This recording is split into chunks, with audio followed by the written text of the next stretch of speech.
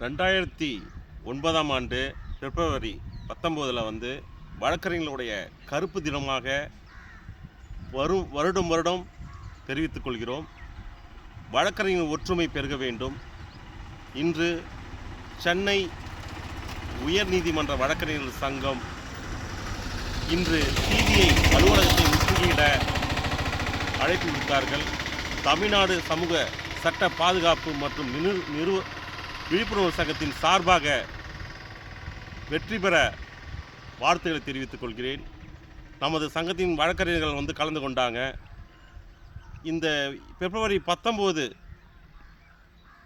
வழக்கறிஞர்களுடைய உரிமையை பறிக்கிற மாதிரி சில விஷயங்கள் நடந்ததுனால இது வருஷம் இந்த கருப்பு தினத்தை இது பண்ணுறாங்க. மேலும் நம்மளோட வழக்கறிஞர்கள் எல்லாமே அனைத்து வழக்கறிஞர்களும் ஒற்றுமையாக இருக்கப்பட வேண்டும் என்று அன்புடன் தெரிவித்துக் கொள்கிறேன். நன்றி.